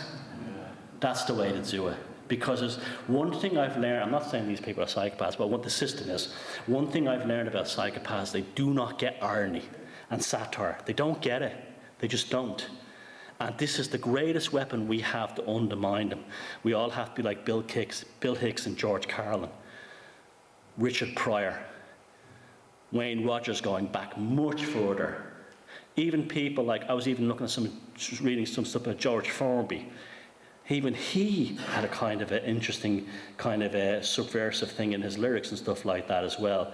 Bernard Manning, for all the crap he gets, if you look at him now from the reflection of history, he was actually he was giving it up to the royals, and he could get away with it because he didn't care. And that's a tremendous power we all have. And that's the ultimate one, that is the ultimate path to freedom. Yeah, that's our freedom. They're crazy, they run the world. I don't give a shit. I'm too busy enjoying my life. And that's the whole thing, because once they get you in the fear zone, you're screwed. And that's basically it for tonight. So I told you I'd finish on a positive one, and it is a positive one. And it's the most positive message of all that you could ever actually have. And that's the message that as an individual, you are in charge and not them. So thanks very much for that, and I hope you enjoyed it. Thanks very much. Oh, what's happening towards the end of this year? Yeah, I think there's something strange coming along, definitely. I've been looking at the financial markets lately, and that's always a good indicator, because they shot up before 9/11, and because these aristocrats, they like to move money around before they sell off their shares a week or two before, and the FTSE has been flying through the roof. It's actually gone to 3,000, I think. Money is moving very fast at the moment. Watch the flow of money. ISIS worries me. I think what ISIS has been developed as an excuse, a false flag thing, to have a go at Syria. Syria would be basically all the Middle East then under these people's control. I think they're looking to create a kind of European Union in the Middle East, and I think the last one they're going to go for this year is Syria, and this is what the Arab League is about. And one of the things that did that for me recently was that they showed a Syrian Air Force base that was allegedly captured by ISIS, and they marched the fellas into the desert and all murdered them. in their underpants. But if you look at those guys, they've all got long hair. No military service person has long hair and a big beard. So they were not on that Air Force base. They're just using this as an excuse to say that Syria has been taken over by ISIS, so is Iraq, and we can go in there and bomb them and take them over again. And I think the Americans will take a back seat this time. I think the European Union will try now to establish itself as a legitimate power through direct military engagement in the Middle East for the first time. You'll have the blue flag with the yellow stars on tanks and bombers and everything else in the next few years. And I think that's a big one. I think between now and you don't have to have a big explosion for it to be a false flag. You can do small things. You can do things incrementally. And is there going to be a big false flag this year? I don't know. I don't think they'll do that anymore. I think, again, that we will catch on to them all the time more and more. But what I think will happen is they will find some excuse to have a go at Syria, and I think European countries will be very heavily involved. And I think that's one of the reasons why the Obama was set up to be a deliberate disappointment, because he was whipped up as being the god or the one who was going to save the human race, and all the people now who supported him all think, they know he's a dud. So that was the idea, was to make America look bad. And if anything happens for the end of the year, it'll be European troops very heavily involved in the. What will spark it off? I don't know. But when money moves like that, something is going down. This lady was here. When you were talking about the Common Core, I didn't understand the sum. You're not supposed to. How have the people in America, have they accepted that? No, they're. Well, you see, unfortunately, you have a situation where a lot of people now, their kids are babysit by the television, they babysit by the schools. They're not involved. They have faith in authority. And the ones who do care are desperately upset about it. But the main victims here, that PSYOP is although it's intergenerational splitting, the main target is school teachers. It's just to get decent, real school teachers out of the system and replace them with machine teachers. And eventually it'll be a robot or a computer in the class. So it's like Americans are not very woken up that way. They seem to accept anything an authority figure tells them, because I'm not going on Americans, but they were talking about a society where they swear allegiance to the flag every morning in school. Authority is everything. So but it's taken over. It's done. It's done deal. And it's not supposed to make sense, because you're extinct. That's what that's saying. You're the dinosaur. So going back to the teaching thing, I'm an ex-teacher, and I noticed a very big difference between the kids before the bringing of the national curriculum in and local management of schools. Don't want to get too bored about this, but in about 92, 93, and other teachers said this the same in other schools in another district, that the onset of computerised learning and games that the kids were being indoctrinated or taken over by in their evening, when they should have been doing homework or reading or whatever, there seemed to be a step down, a dumbing down that happened. Yeah, definitely, and the destruction of creativity. In the early 90s, and it happened about 93, 94, and I left in 2007, but it was down ever since then, and other teachers have said the same. And if you ask anyone who's employed teenagers, they say that teenagers today are more obedient, but they're also useless. Definitely. You have to show them how to wash a dish. If I mention stuff like this, and I sometimes go to college and do invigilation, talk about anything like this, I find that they understand a lot of what's going on, the Illuminati, the New World Order, but this so what? It's the life we have. Oh yeah. They don't rebel against it. No. I'm angry about it, but I don't get angry. That upsets myself. Well, that's the bureaucracy kind of thing. I just want to hang out here and collect my bloody pension. I don't need any grief. Yeah. And that also came out because the Prussians were the first ones to implement massive bureaucracy, because that's how the Germans solidified Germany, was because creating all these bureaucracies. And what's the EU? Nothing but bureaucracy. Hold out for your pension, just don't rock the boat, and everything will be fine. The other thing, I saw a video today of two I think there is definitely Israelis. They had Israeli name. Been interviewed on television by a typical American presenter from the early 90s. We were talking about Mossad, and they said, well, he said, we don't discuss Mossad between us. We don't write and say from one Mossad guy to another. We have another name for it. We call it ISIS, Israeli Secret Intelligence Service.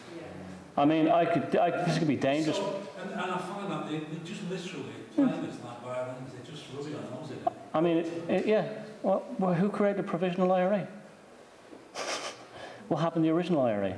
What happened in 1969? That was created by the intelligence services in the UK and Ireland. Yeah, it's a dangerous thing for me to say over there, but that's if you look at the history, they create the beast, they create the monster, the Goldstein, to give you a false hope and to also make you afraid. Anyone else? That's it. Last question. Last one. Is there any hope in Edward Snowden's revelations coming out and dishing the dirt on all the politicians? Because this is how the system works, isn't it? Yeah, I don't trust the Snowden thing at all. You don't? I'll tell you why. One, he said nothing. What has he told us? Nothing. Nothing. Two, he's a Goldstein. He's the idea of Goldstein in 1984. He's created as a false hope. And this is the main reason I don't trust him, is because he looks like a guy on an IT help desk. He's the Che Guevara of the new generation.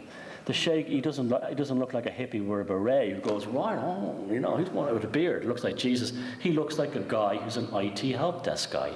So he is the counterculture radical poster boy, the Che Guevara, for the guy who works in the IT help desk. And that's, I don't even believe it's real. The whole story is ridiculous. The Russians, beautiful Russian spy who wanted to marry him. You look at him, he looks like he should be on stage on TED talking about a new computer system. And that's deliberately picked because they're the ones you're talking about. They're all coming into college age now. And they're just robots who know how to do telemarketing. They've no creativity. This is why when you do an arts degree anymore, you don't have to know how to draw. That's all gone. You get your master's degree in art in fine arts now by having purple hair and being gay and things like that. It's all crap. So you laugh, but that's where it is. That's what goes on. Thomas, thanks mate. That was fantastic. Thanks everybody.